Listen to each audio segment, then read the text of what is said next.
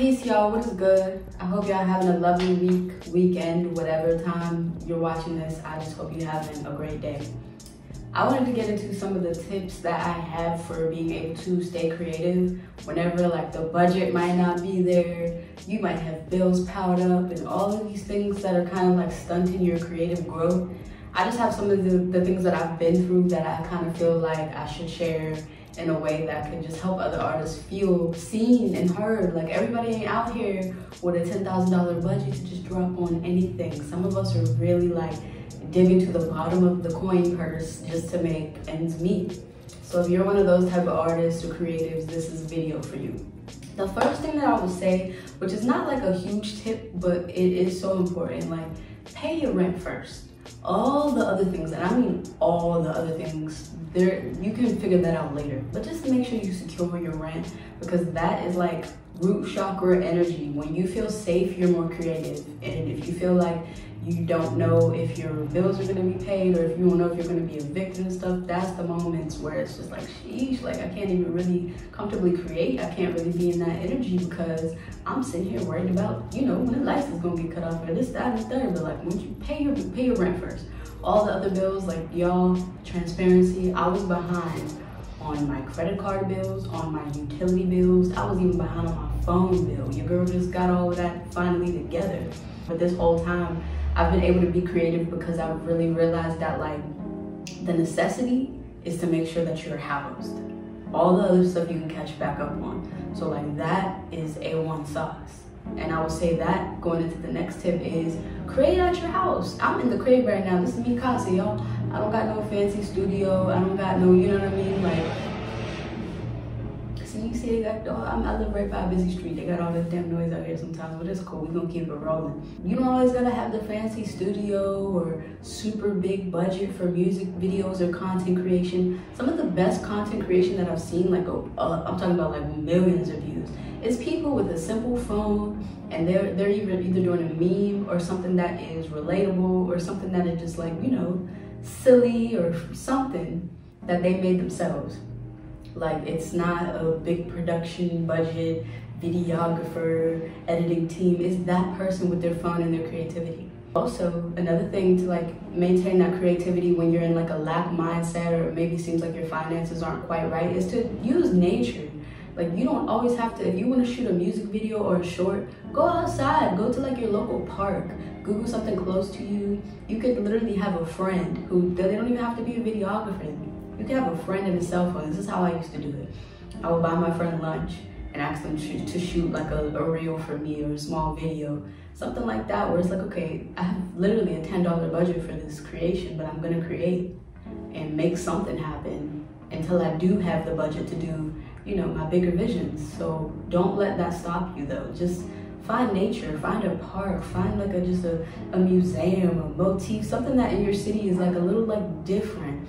Or it doesn't even have to necessarily be super different. It could just be you walking through the park and you're singing your lyrics, or you know what I mean? Like if you're a painter, you're sitting painting on like a picnic blanket and you have your friend recording you and that's just part of your content.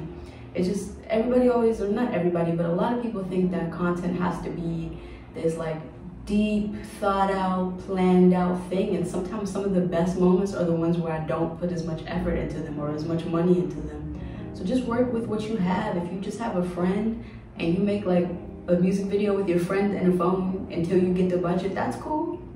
I did that for years. Like, honestly, some of my former content is like a little, to me now, it's a little cringy just because like the quality wasn't there, the storyline wasn't there, or like, you know, I just didn't have the full vision built up before I would act on certain things. But now that has made me so much better because I'm not starting from square one when I do have the budget. I already know what I like, what I don't like. I've learned so much from not having things that now I'm able to implement that level of creativity, which is kind of like part of the next tip. Like, don't be afraid to be seen failing. Don't be afraid to put out a song and it get 10 plays. Because guess what? Like, a lot of the people that you even see that are on billboards and stuff, payola is real. They have major budgets to promote. They have billboards. They have all of these resources that you could eventually acquire, but it shouldn't stop you from creating. Like, don't be afraid to say, oh, I put out a song that I put 100 hours into and it got 10 plays. That's honestly part of the game. Like, it's where you start at. So a lot of people let that lack mindset make them just never start something, but oh my gosh, I have so many things where I'm like, why did you put this out? Why did you show people this? You know, and now I can just laugh on it and say that I've truly learned from the experience. And then into the next tip I would say is like creativity sometimes is multiplied by lack. It's not always like, oh, if you don't have the budget, then you can't be creative. No, sometimes it's some of the best visuals, some of the best success stories that we hear are from people who were just like us. People who said, dang, I can either spend this money on eating or I can spend this money on laundry. And then they still have a full creative vision that they want to map out with no budget. And that's some of the best things that we see. Like, I would like to shout out Arlen Hamilton. She's one of my favorite YouTubers right now. She's like a Black venture capitalist who is basically investing in so many different businesses, people of color. Her story is impactful, it's powerful, and it's like a truly like a rags to riches story. And those are the most compelling stories. Like, we wouldn't tune into a movie where the main character gets into the frame and they just have everything they need, everything they want, everything was executed perfectly, and that was the end of the film. You would feel like, where's the plot twist? Where is the excitement? Where's the thing that, you know, their coming of age story? And so a lot of the times, like, we will assume, especially now, constantly consuming content, we don't see a lot of people's coming of age anymore. We just see them post what's now. And then the stuff that they had back then, they're deleting it, which is understandable in some ways, but we're not seeing the full picture. And then we're judging our lives, because of course, you know yourself more intimately than anyone. We're judging our lives based off of their imagery, which is not the full picture. So it's okay to come from the dirt and still know that you're a diamond. It's okay to not have all the pieces polished and together immediately. Just let it happen anyway, and don't be afraid to screw up, because the best people have screwed up many times. Like, just let it happen. And then, like, if you think about like Steve Lacy making an album on his phone, legendary. If he would have went to the studio and had all the tools and the resources, yeah, he could have still made good music. But that scarcity that he had to push through and still be creative and make something so great is why we talk about it so much still.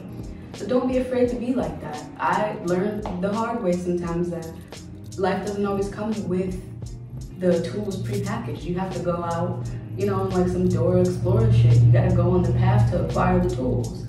So a part of having a lack mentality or a moment of lacking your wealth is just you acquiring those tools. It's your coming of age. Just let it happen. Another thing I would say is prioritize your mental health. Prioritize your mental health before any of this stuff. I know it's so easy because we have shorts and reels and content creators who are just constantly pumping out things. And so sometimes when we're creatives as well, we think, oh, in order for my work to be seen, I should be pumping out work as fast as they are. I should be making 5 reels a week and, you know, this many posts a day, because you want to get to that level. You want to grow. And you see that a lot of the people that are growing, what they have in common is their consistency. However, prioritize your mental health first. If you take a month off of social media while you work on getting your finances together, work on getting your mental health together, social media is still going to be there. It's still going to be there. Even if they take TikTok down or whatever, we're humans. We're going to find a way to socialize with these phones. So don't let anybody make you rush your process. Don't let anybody make you feel like, oh, if you're not showing up on the internet every day, that you're not going to be a successful content creator. That's not always what it's about. Like, you can literally be writing down ideas and planning out things for 6 months before you show people. 6 months off the internet, and you can come back better. You can come back with better mental health, better resources, and a clear, concise idea of what you want to be doing, versus just showing up consistently. And this is something I wish I could tell to my younger self, who would show up consistently, but kind of like half-assed. Like, I would consistently be making things, but I would be so excited to share it that I wouldn't even like curated or take the time. Like if I was mixing a song, I would get so excited about this mix that I had that I'm like, that's the final mix, posted. And then I would get to the car and play it and be like, why did I put this out? So just take your time. Don't let anybody rush your process. Social media is gonna be there. Your mental health is first as an artist. It's first as a human. Like everything else can wait. Just focus on you and whatever that looks like for you. Prioritize your mental health.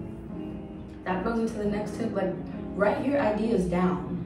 Before you execute them, write them down. Sometimes like there's certain things that I want to do and I'm like, oh, that would be so cool to do, but I don't have $5,000 for that right now.